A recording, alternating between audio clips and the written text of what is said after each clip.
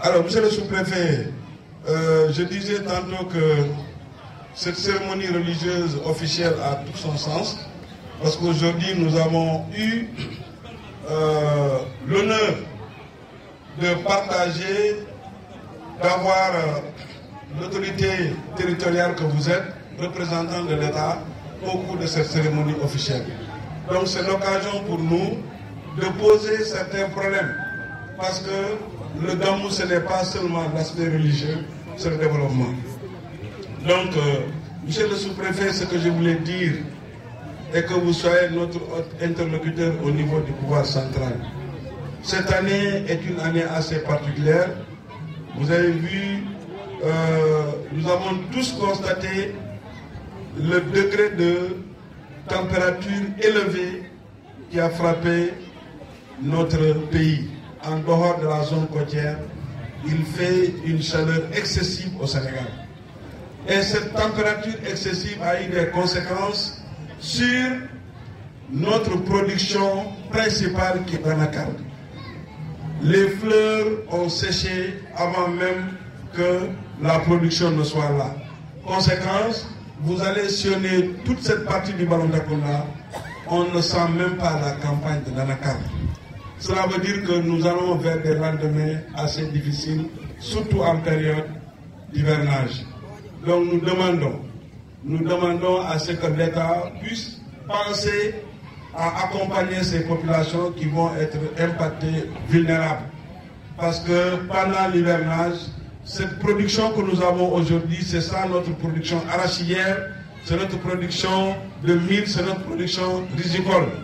La population ne compte que sur ces revenus qu'elle obtiendra de la production anacarde pour gérer tout le reste de l'année, surtout en période hivernale. Mais malheureusement, nous constatons avec beaucoup de regrets et avec beaucoup de difficultés que cette campagne, elle ne sera pas ce qu'elle a l'habitude d'être. Donc, il faudra penser à remonter ces informations au niveau central pour que l'État puisse penser à accompagner les populations en termes de vivres de soudure. Je voulais également poser le problème des intrants. C'est vrai, aujourd'hui on ne cultive pas trop l'arachide dans notre Balantakunda. Mais quand même, quand les intrants, je veux parler des semences, je veux parler de l'engrais, ça doit arriver à temps. Parce que nous avons encore les femmes qui ont besoin de ces intrants, surtout en matière de semences, pour leur production risicole, et ceux-là également qui veulent se déployer dans la culture du maïs. Je ne peux citer que quelques exemples de ce cas. Donc, monsieur le sous-préfet, comme je le disais tantôt, cette année c'est une année assez particulière. Et je voulais également attirer votre attention parce que nous avons un nouveau régime sur l'emploi des jeunes. Ici, les jeunes sont vraiment dans cette recherche d'emploi. Ceux-là qui ont choisi de rester, ils veulent travailler. Hein? Mais le recrutement peut se faire à plusieurs niveaux. La Sonaged est là, elle peut encore recruter. Le FERA est là, il peut encore recruter, et tant d'autres. Surtout ces jeunes qui ont leur diplôme, ils sont rentrés au niveau de leur village, mais ils n'ont pas grand chose à faire. C'est vrai, ils font des concours, mais c'est des concours très sélectifs. Donc il faudra penser à un recrutement local massif si on veut empêcher cette immigration clandestine qui ne cesse de faire des ravages. En tout cas, c'est quelques mots sur lesquels je voulais insister, tout en vous remerciant pour le travail. Et enfin également, je voudrais vous dire qu'on a beaucoup de périmètres ici au niveau de la commune de Djimana. Il y a l'UTP2, il y a Birkama, il y a Birkama 2, il y a également Djimana. Mais aujourd'hui, les partenaires arrivent et ils veulent vraiment qu'on puisse accompagner ces populations qui ne demandent qu'à travailler. Donc je voudrais vraiment, monsieur le préfet, que vous soyez notre interlocuteur pour qu'on puisse plaider en faveur de la facilitation des délibérations, de l'approbation des délibérations. C'est extrêmement important parce que quand ça crée des blocages, demain les populations vont encore attendre. Et aujourd'hui, on a envie de libérer ces espaces parce que les bailleurs sont là, ils n'attendent pas accompagner ces populations qui ont envie de travailler. travailler. Maintenant, nous allons demander à nos chefs religieux cette soirée pour qu'ils puissent prier pour un hivernage vraiment rentable. Il peut beaucoup pleuvoir sans rentabilité, mais un hivernage rentable sans dégâts majeurs. En tout cas, Nassim est en train de faire des promesses, des projections pour nous dire que, en tout cas, il y aura beaucoup d'eau. On le souhaite vivement et vraiment prier également pour une bonne soirée religieuse. Que toutes nos prières qui vont être formulées ici soient exaucées par la volonté de Dieu.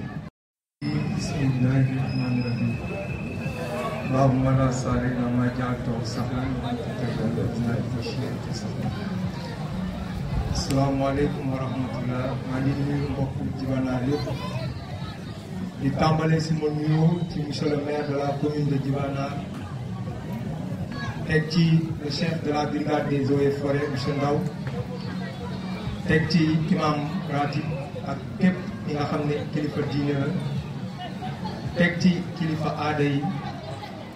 teg si ñi nga xam ne ñoo délégation yi jógee muy Guinée muy Ziguinchor muy Gambie teg si population Djibanaar yëpp su ma nee population Djibanaar dina am jigéen ñi dina am ndaw yi dina am mag ñi dina am aussi yeneen kilifa yoo xam ne ñu ngi ci biir waaye du ma fàtte aussi suma xarit le secrétaire général du conseil départemental di nuyu la presse locale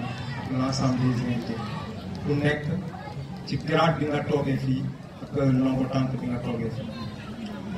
balaa may tàmbale dañuy sant yàlla bu baax parce que daaw ñu ngi woon fii teew ci ouverture cérémonie officielle bi ren yàlla may wër ak tal ba ñu fekkee waat ko ñu ngi koy sant di wax alhamdulilahi rabbil alamin di ko ñaan mu mayaat ñu incha allah ñu fekkee ko déwén ñu fekkee ko ay at yi at yomb na ko mën na ko yàlla nañu ko yàlla defal di wax ne monsieur le maire dañuy tàmbalee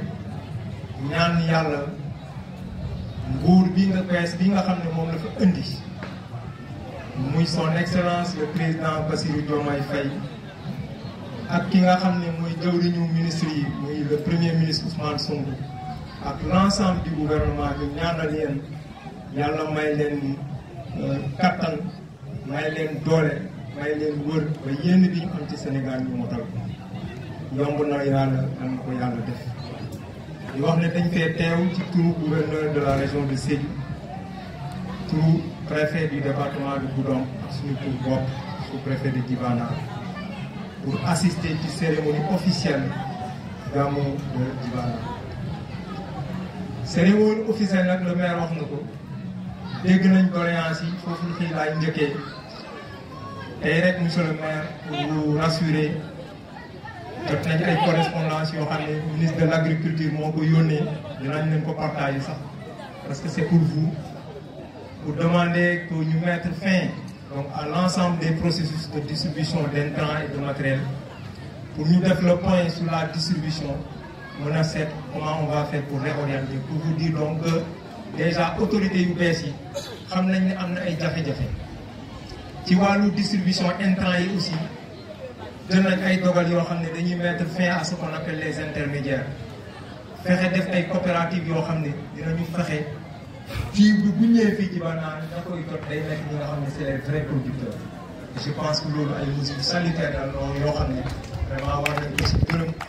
di wax ne gouvernement bi aussi premier ministre jël na dogal ci wàllu tabaski bi pour que vraiment ñu faciliter convoyage ñëpp ñi nga xam ne dañuy jóg pour indi ay xar ci biir dëkk bi loolu aussi ay mesures yu fortes la di wax ne donc gouvernement bi seen mëbët mooy teg Sénégal ci yoon jubanti loolu nag buñ ko bëggee il faut ku nekk xam ne dana am part de responsabilité ak kooku mën a nekk nga doxal loolu su ko defee Sénégal dañu jëm kanam di wax ne donc vraiment gàmmu gi war na mën a nekk un grand événement fii à Djibana parce que benn bés ci at bi ñu tànn ko pour sant yàlla benn bés ci at bi ñu tànn ko pour boole waa Djibana yëpp sant yàlla ñaan yàlla yaakaar naa dafa waroon nekk loo xam ne buñ ko bu ñëwee ñëpp a waroon jóg taxaw fii kenn waru fi woon xëj waaye nag comme ni ñu koy waxee rek il faut ñu continuer xëy na di seet nan la ñuy organiser woon nan la ñuy def ba impliquer l'ensemble des couches sociales donc du Djibana muy les jeunes muy les enfants muy les femmes muy les adultes ñëpp ñi nga xam ne ñu ngi yeewoo fii Djibana normalement dañ leen war a impliquer ñu assister à l'ensemble du processus des chants religieux. Chants religieux yi du guddi gi rek chants religieux yi du marché bi ñuy jënd non li ëpp solo mooy la cérémonie officielle mais li ëpp solo aussi après cérémonie officielle bi ñëpp ñëw teew fii déglu li nga xam ne moom la borom xam-xam yi di wax ñaan yàlla su ko defee donc vraiment donc dëkk bi mën a naat en tout cas pour notre part mën naa leen rassurer ne lépp li nga xam ne monsieur le maire wax na ko fii muy ay doléances dinañ ko porter aux autorités pour que vraiment en tout cas mu nekk de vieux souvenirs en tout cas ku ne xam na ne les nouvelles autorités am nañ ambition am nañ ay yéene yu baax am nañ mëbët yu baax te yaakaar naa bu ñu leen ñaanalee may leen doole yaakaar naa fii ba si ay ñaari at ñetti at dinañ gis ay changement yu rëy ci biir Sénégal fi may daanalee nag di ñaan l'imam ratib nga ñaan Sénégal yàlla def fi jàmm comme niñ ko doon ñaanee ñaan aussi fii Djibana yàlla defal ñu fi jàmm yombal liggéey bi mais surtout que ñu ñaan yàlla xiir ñu ci boppam parce que looy def te nekkul ci yàlla da ngay tàkk rek je pense que loolu imam war na nekk discours boo xam ne fu ñu toll dañ koy fàttali xale yi fàttali ko mag ñi fàttali ko ñëpp bés dina ñëw donc su bés boobu ñëwee di nga saalit balaa bés boobu di ñëw nag ku nekk war na def une prise de conscience de ses responsabilités xam ni man jullit laa boo nekkee jullit di si tur jullit da ngay jëf soo jëful nekk loo jullit donc nit ku baax aussi day wane mbaax aussi du rek dem ñëw déedéet mbaax mooy fépp fu ñuy def lu baax nga teew fa fu ñuy def lu bon nga sori fa donc loolu mooy li nga xam ne en tout cas ñu ngi koy dénk njaboot nga kilifa yi aussi ak parents yi ñu yaraat xale yi gën leen a ñaax ku nekk war na en tout cas la responsabilité de l'éducation de tes enfants war na leen a tàggat yar leen ci diine yar leen ci li nga nekk jàngal leen ba ñu réussir su ko defee suba dinañ la gërëm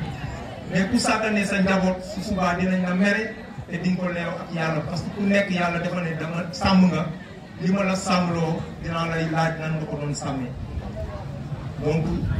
diine bi nañ si taxaw dama koy wax chaque fois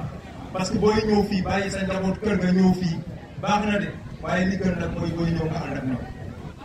sooy dem jàkka aussi liñ santaane mooy nekkul rek nga tëdd sa kër ga yow nga xëy ñëw waaye sa waa kër ñuy nelaw ba 10 heures 11 heures boo jógee di julli sa waa kër dañ ñëw war a jóg julli sooy woor sa waa kër di woor mais mënoo nekk ci diine di ci rey sa bopp alors que ñi bootu ci yow yëpp kenn du si wane lu mel ni diine loolu rafetul soo nekkee doomu jullit aussi wala doomu kilifa bu baax dafa am taxawaay boo xam ne danga ko war a wane ku la gis dafa war a xam ne kii doomu nit bu baax la mais mënuñ ne kii doomu imam la wala doomu maire la wala doomu préfet ku ko gis mu yor jikko yoo xam ne vraiment du jikko nit bu baax loolu aussi nañ si xoolaat bu baax ku nekk en tout cas xam nga ni sa njaboot mel su fekkee ne sa njaboot ñu ngi ci yoon bu baax xam nga fexeel nga continuer si ñoom su fekkee nekkuñu ci yoon bu baax fexeel nga jubante leen ñu tegu si yoon bu baax ñu ñaan yàlla mu def ñu jàmm ci réew mi def jàmm ci dëkk bi en tout cas ñu ngi ñaan incha allah imam buñ fi ñëwee déwén incha allah mbooloo mi gën a ëpp nii nit ñi ñëw teewlu ñu waxtaan ak yéen waxtaan ak mbooloo mi yëpp di sant yàlla di gërëm ñëpp wasalaam di beral loxo nag waa presse vraiment donc local seen liggéey rafet na en tout cas ñu ngi leen di ko surtout Ibara TV ak suñu mbokk yi waa Balantacounda ñu ngi leen di sant di leen gërëm wasalaam